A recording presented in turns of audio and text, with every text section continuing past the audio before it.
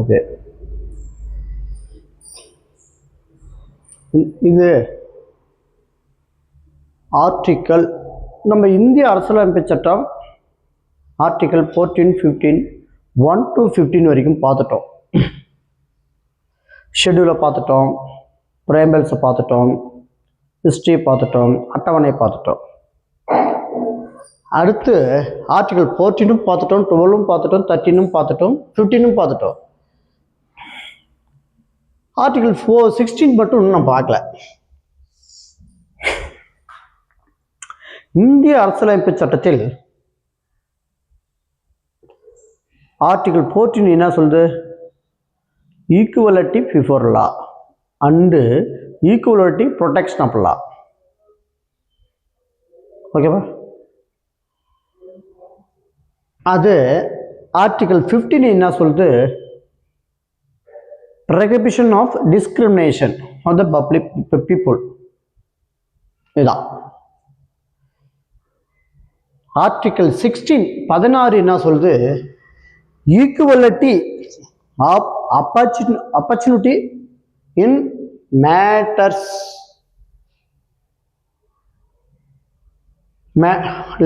relating to the employment or appointment to any office under the state. Part 3ல சொல்லப்பட்டது. புரியுதுங்களா?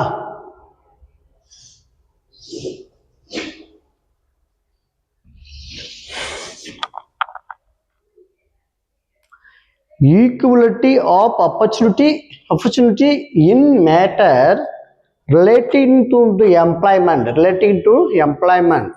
or appointment to any office under the state. வேலை அரசாங்க சம்பந்தப்பட்ட வேலையில் வேலை வாய்ப்பு சம வாய்ப்பு அளித்தல், வேலை வாய்ப்புக்கு சம வாய்ப்பு அளித்தல். அதுதான் பார்ட் 3ல இந்த ஆர்டிகளும் மிக முக்கியமானது. என்ஷூர் ஈக்குவல் ஆப்பர்ச்சுனிட்டி இன் கவர்மெண்ட் எம்ப்ளாய்மெண்ட். பார்த்துங்க, ஒவ்வொன்றும். prevent the discrimination in public appointment. Promote merits while allowing the affirmative action for disadvantaged classes. Ensure the fairness of and equality in recruitment, the promotion. அப்போ article 16ல என்னென்ன முக்கியமான point சொல்றாங்க? இது சம்பந்தப்பட்டு தான் இந்த ஆர்டிக்கல்ல சொல்லப்பட்டுள்ளது.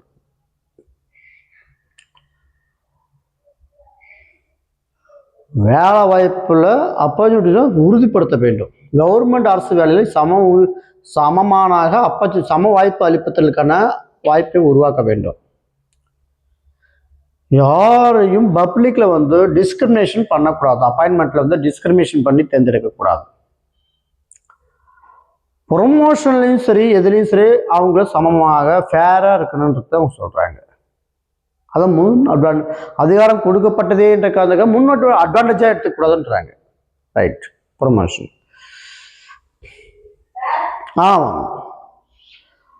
இந்த fairness ensure and equality in recruitment of the ஒரு அறிவிப்பு கொடுக்கப்பட்டா இந்த மக்களுக்கு அந்த மக்களுக்கு என்று பாகுபாடு இல்லாமல் வாய்ப்பு அளித்தல் வேண்டும். சம வாய்ப்பு அளித்தல். அப்ப ரிசர்வேஷனுக்கு சில கொடுத்துருக்கலாம், அது வேற. சம வாய்ப்பு சமமானவர்களுக்கு சம வாய்ப்பு அளித்தல் வேண்டும். ப்ரொமோஷன் சம வாய்ப்பு அளித்தல் வேண்டும் தான் சொல்றது. Right, okay. ஆர்டிகல் 16(1) வரும். Equality of opportunity every citizen has an equal chance to the apply for government employee. Government ஜாப்புக்கு அதுக்கு தகுதியானவங்களுக்கு அனைவருக்குமே சம வாய்ப்பு அளித்தல் வேண்டும். அதனை பற்றி தான் இந்த ஆர்டிக்கல் மிகவும் தெளிவாக சொல்லப்பட்டுள்ளது. இந்த recruitment must be based on the fair and reasonable citizens. The arbitrary exclusions as per explanation and is the prohibited.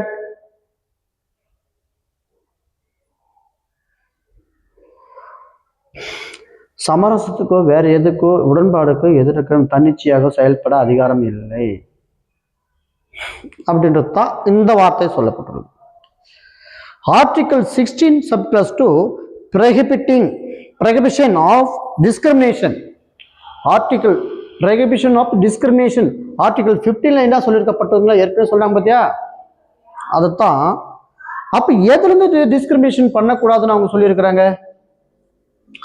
Religion, race, caste, sex, descent, place of birth, residence, any of these the grounds. மேலே சொல்லிய கிரவுண்ட்ஸுக்குள்ளோ ஜாதி அடிப்படையிலோ மத அடிப்படையிலோ place பர்த்த place பிறந்த இடத்தை வைத்தியோ பாலினத்தை வைத்தியோ வாழ்வாதாரத்தை வாழ்வுகின்ற இடத்தை வைத்தியோ ஒரு மனிதனை ஒரு மக்களை ஒரு சிட்டிசனை குடிமகனை அவனை பாகுபாடுபடுத்தி தள்ளி வைக்கக்கூடாதும் குறைத்து மதிப்பிடக்கூடாதும். அவர்களுக்கும் சம வாய்ப்பு வேலை வாய்ப்பில் அரசு தரப்பில் வழங்கப்பட வேண்டும். அந்த கிரவுண்ட்ஸ் அடிப்படையில் தான் இது. சரி, ஆர்டிக்கல் 16 சப்கிளாஸ் 3 இல்லை ரெசிடென்ஸ் ரெக்யூர்மெண்ட். இந்த பார்லிமெண்ட் என்ன சொல்லிருக்குன்னா, பார்லிமெண்ட் இந்த parliament may make a law the free prosecuting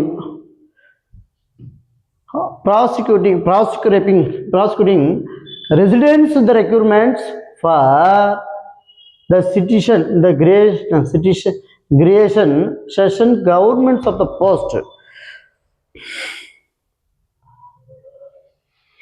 requirement ஆனவே இந்த மக்களுக்காக தான் நாங்கள் அறிவிக்கிறோம் என்ற பாகுபாடு இல்லாமல் ஒரு மனிதனை அவனை உயர்த்தக்கூடாதும் தாழ்த்தக்கூடாதும். ஒரு வாழ்வாதாரத்தின் அடிப்படையில் மக்களை அவரை வைத்து பாகுபாடு இல்லாமல் அவருக்கு சம வாய்ப்பு அளித்தல் வேண்டும். ஒன்று இதில் மறுபடியும் என்ன சொல்கிறாங்கன்னா, ஒரு சட்டம் இயற்றப்படும் பொழுது ஒரு இடத்துல ஒரு தகுதியான மக்கள் அந்த வேலையை அவங்க தான் செய்கிறாங்கன்னா அது பார்லிமெண்ட் ரூல் விதி ஒன்று இருக்குது. உதாரணம் உங்களுக்கு எதை சொல்லலாம்னா, மந்திரம் கோயிலில் புரோகிதர்கள் யார் சொல்லுவாங்க, ஐயருங்க சொல்லுவாங்க இல்லையா. அவங்களுக்கு இப்போ ரீசெண்டாக அனைத்து மதத்தினரும் அர்ச்சகராகலாம். அந்த மதத்தின் அடிப்படையில் அப்போ சட்டம் இயற்றப்பட்டது. அப்புறம் உங்களுக்கு வெட்டியான் சில பீப்புளை மட்டும் அவங்க விதிமுறைக்கு உட்பட்டு இந்த ரூலை நெட் பண்ணி அவங்களுக்கு கொடுப்பாங்க இல்லையா. இந்த சம்பிரதாயம் இந்த மக்கள் எந்த தொழில் தான் செய்கிறான்னு சொல்கிறாங்க. அவங்களிருந்து அது எடுத்து கொடுக்கறதுக்கான விதி விலக்கத்துக்கு அவங்க பிரையாரிட்டி சொல்கிறத பற்றி என்ன சொல்கிறான்றது சொல்கிறதா residence requirement of residence of the requirements for the session government post. அந்த போஸ்ட்டுக்கு தகுதியான மக்கள் அவங்க தான் இருந்தாங்கன்னா அது பாகுபாடு கிடையாதுன்றது தான் சொல்கிறாங்க. இப்போ வெட்டியான் தொழில் எல்லாரும் செய்ய முடியுமா? சிலர் நபர்கள் மட்டும். இப்போ மந்திரம் சொல்கிறது கோயில் ஐயருங்க மட்டும் தான் சொல்லிட்டு இருந்தாங்க. சில விஷயங்கள்லாம் நான் இதில் நான் சொல்லிடக்கூடாது, அதை நான் பிரித்து சொல்லலை. அது மட்டும் நான் மேலோட்டமே தேரியாகவே சொல்லிட்டு போயிடுறேன். ஓகேவாங்களா? புக்கில் என்ன இருக்கோ அப்படியே சொல்லி போகிறேன். சரி, article 16(4) the reservation for the backward classes. Reservation for backward classes. The backward classes of the citizens which are not adequately the representation in state of service.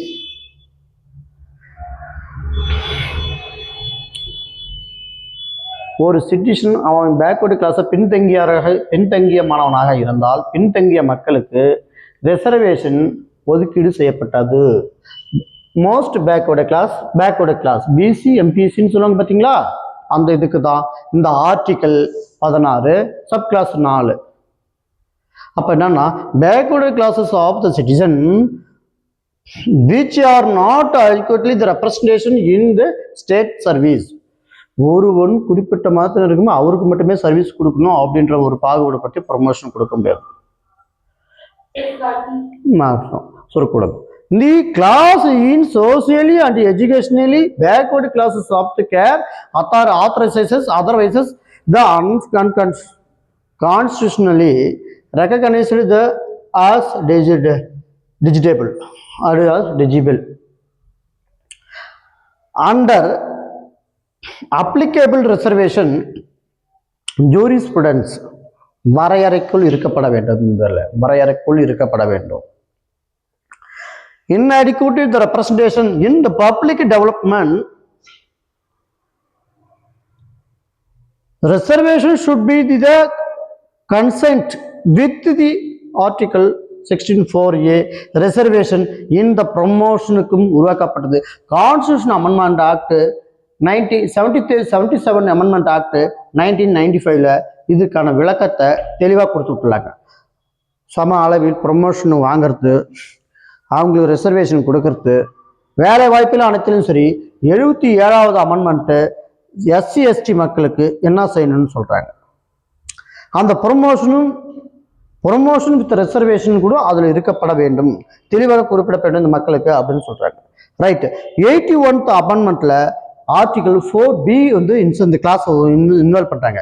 இந்த கேட் forward the rule 81th amendment constitutional amendment 2000 இந்த இடத்துல தெளிவாக சொல்லப்பட்டுள்ளது.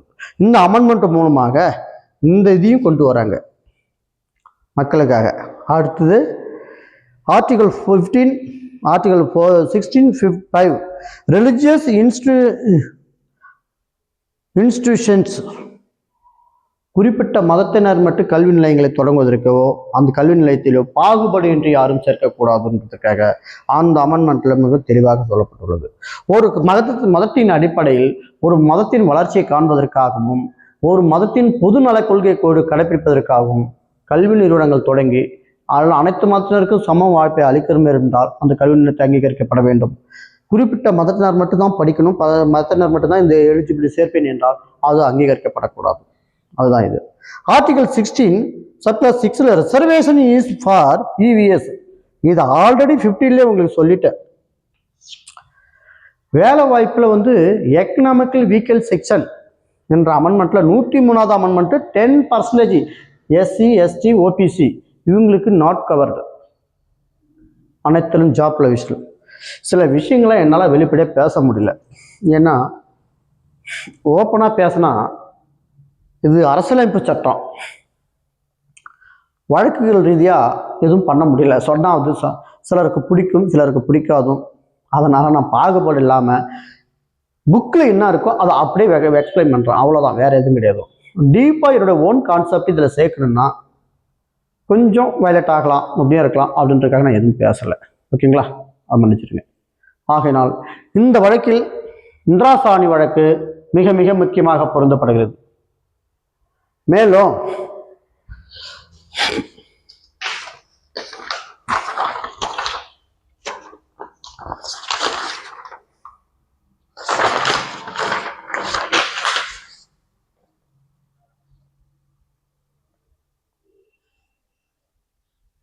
இந்திராசாணி வழக்கு 1992 supreme court SC SCC 217 என்ற வழக்கில் மிக தெளிவாக சொல்லப்பட்டது.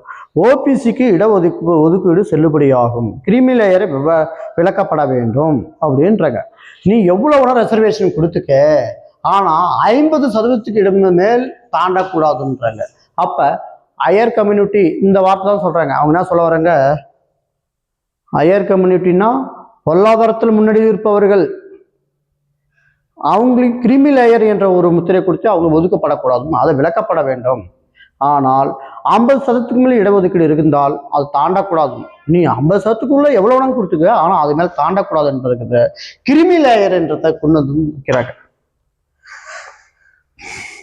இது இந்திரா சாணி வழக்கு, மண்டல் கமிஷன் வழக்கு என்று சொல்லுவாங்க அந்த வழக்குல. மேலும் Nagaraj versus Union of India, இந்த வழக்கிலும் போதிய பிரதிநிதித்துவம் இல்லாமல் பிற்படுத்தப்பட்ட நிலை நிர்வாக ஆகியவற்றை அரசாங்கம் தரவுகளாக நிரூபிக்கப்பட வேண்டும். அப்புறம் சமால் சிங் வெர்சஸ் லக்ஷ்மி நாராயண் குப்தா என்ற வழக்கில் சைட்டேஷன் இது சொல்லப்போனால் 2018/10 SCC 396. இந்த வழக்கில் என்ன சொல்றாங்கன்னா, தீர்ப்பில் பிற்படுத்தப்பட்ட நிலையை மீண்டும் நிரூபிக்க வேண்டும் என்ற நிலையை SC/STக்கு சொல்றாங்க. இந்த வழக்கு மண்டல் கமிஷன் வழக்கை இடிக்குது. பிற்படுத்தப்பட்ட மக்களுடைய நிலையை மீண்டும் அவங்களுடைய நிலையை கணக்கெடுத்து நீங்க நிலைநாட்டப்பட வேண்டும், எது உண்மைத்தன்மை என்று நிலைநாட்டப்பட வேண்டும் என்றால், அப்ப இந்திரா சாணி வழக்கு குறிப்பிட்டு அதுல திருத்தம் செய்வதற்கும் அந்த வழக்கை மேற்கோள் காட்டி கூப்பிட வேண்டியதாக இருக்கும். Jangid அபியன் versus Union of India 2023 இந்த வழக்கு சொல்லப்பட்டுள்ளது. இதிலும் 10% EVS இருக்கு இல்லையா, இந்த இடக்கு EVS இடஒதுக்கீடு விஷயமாக சொல்லப்பட்டுள்ளது. அரசியலமைப்புக்கு எதிரானதுன்றாங்க, ஆனா அது இல்லை. இந்த EVS என்னன்றாங்க, 10% இடஒதுக்கீடு அரசியலமைப்புக்கு ஏற்புடையதாக இருந்தால் அது செல்லுபடி ஆகும் அப்படின்றாங்க. பொருளாதாரத்தில் பின்தங்கிய நிலை எது, அதுதானே அப்படின்றது தான் சொல்லப்பட்டுள்ளது. சரி, ஓகே, சந்தோஷம். இன்னைக்கு 3 வீடியோ ரொம்ப கஷ்டப்பட்டு எடுத்துட்டாங்க. மேற்கொண்டு போனால் என்னை அடிக்க ஆரம்பிச்சிருவாங்க. முடிச்சுக்கலாம். சந்தோஷம். நன்றி மேடம்.